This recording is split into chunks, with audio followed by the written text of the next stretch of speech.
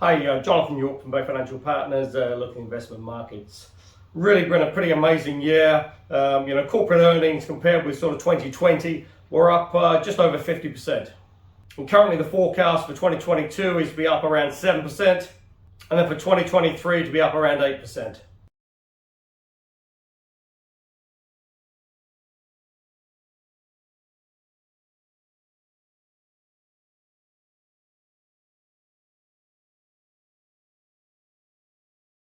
So given those predictions and still the very low sort of interest rates globally, the environment still looks reasonably favourable for equities.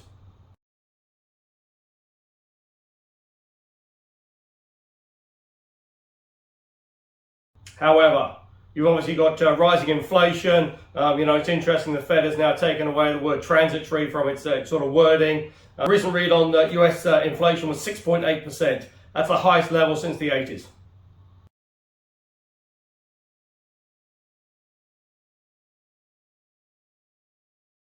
Now it's just going to be interesting to see the Fed's reaction to that because, certainly as, sort of year-on-year figures, as we start to get into sort of 2022, those year-on-year figures should start to fall out because, the high numbers from sort of January, February, March, April will start to sort of fall out of the equation.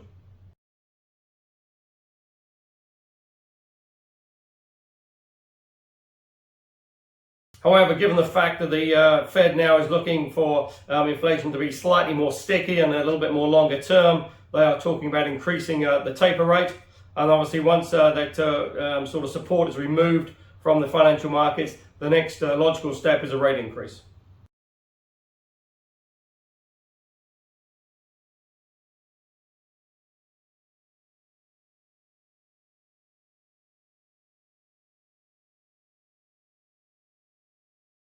Now, when you throw the imbalance of the jobs market into the equation as well, it really looks a pretty interesting time in the first sort of half of 2022.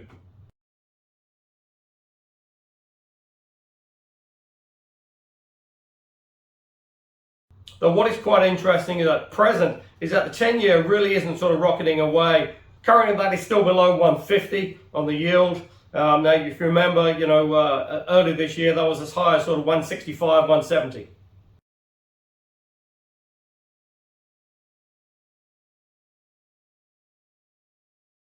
So clearly some pretty mixed signals coming out of the US market, but most sort of equity analysts and sort of forecasters are still predicting a reasonably positive year for equities in 2022.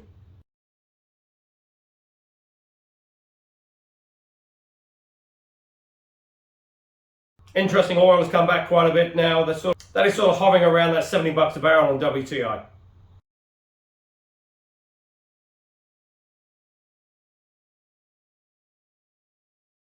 Now the UK and Europe is, sort of not quite panic mode, but it's really pretty worried about the new variant Omicron. Potentially the UK could be looking at sort of 150 to 200,000 new cases a day.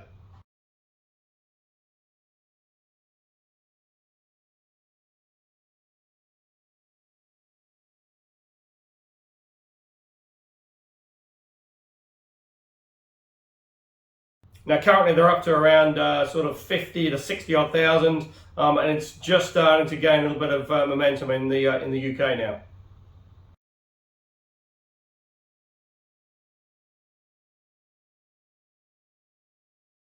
Now that's caused Boris Johnson and the UK government to implement fresh sort of restrictions, and obviously as we head into that Christmas period, the worry is that people ignore the restrictions and the virus will spread even further.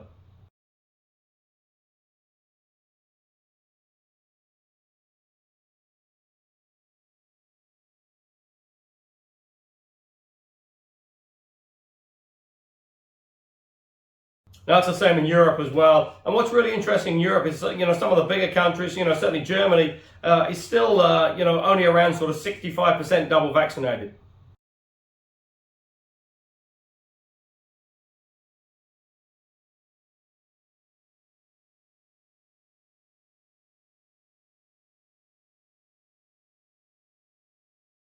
They have over 10 million people that are unvaccinated.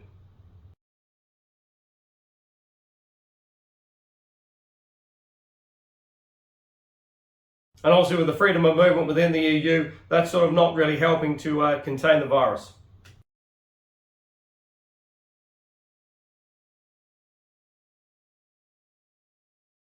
So potentially it could be a long, cold winter for the UK and Europe.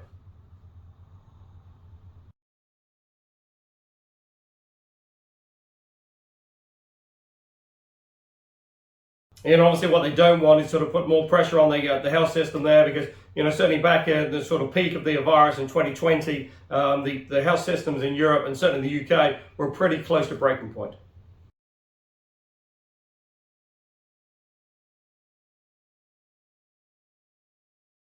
But if you get the booster jab, that sort of third injection, that raises sort of protection up to around sort of 75-80%, and that's really what the authorities are sort of banking on.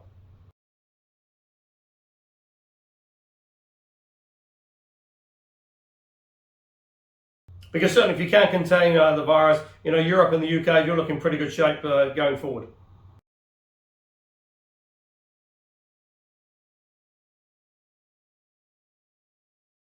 Now in Australia, as we start to get in sort of party season again, we've seen a pretty rapid increase in cases. The Omicron is now sort of firmly established in New South Wales.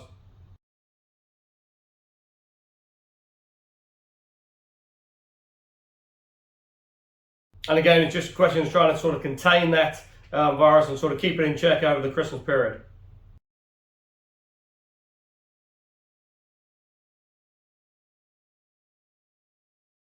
Because again, certainly in Australia, the pent-up demand for New South Wales and Victoria, especially after their long lockdowns of 2021, there is quite a bit of sort of pent-up demand out there.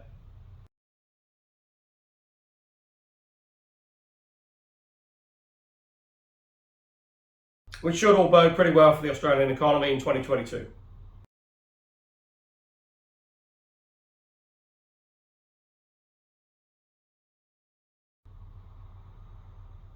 And especially if they can get those international borders open as well.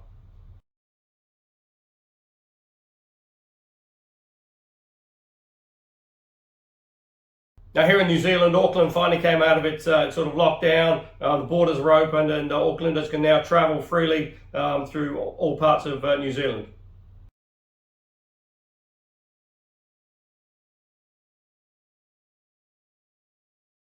Although there is still a sort of a border check, if you like, going north to Northland. Need to be double vaccinated or have a negative test.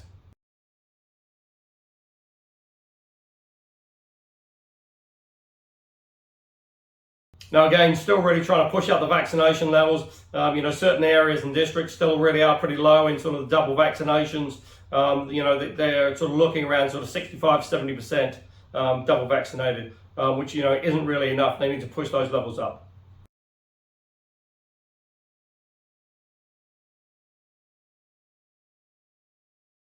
But again, it will just be interesting to see if there is a big spread of the virus now that Aucklanders can travel. It's just going to be interesting, obviously, over the Christmas period. Lots of, sort of family reunions, get-togethers, etc. And it will just be very interesting to see the case levels going forward.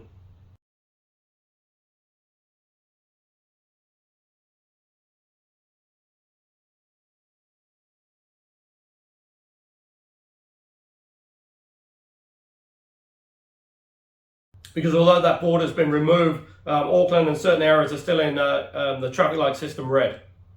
And they won't come out of that level until December the 30th.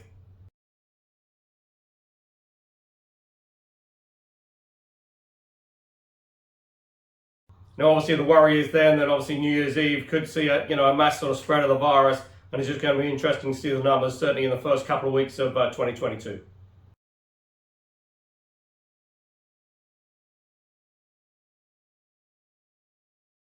But again, if you can keep the virus under control, potentially the New Zealand economy doesn't look in too bad a shape.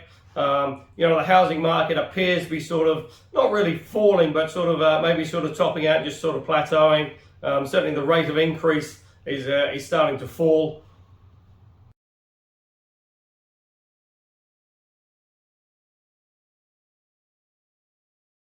And maybe that's just a sort of a consequence of the new sort of restrictions coming through in terms of lending on the banks, etc.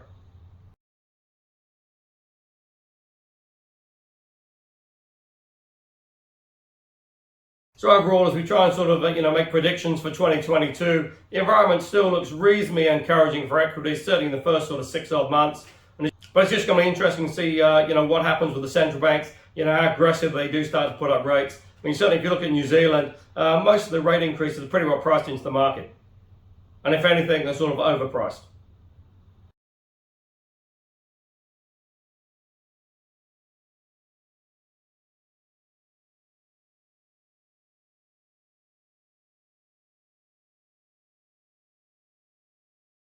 Now, obviously, at Bay Financial Partners, we'd just like to wish everyone a very Merry Christmas and a very prosperous 2022.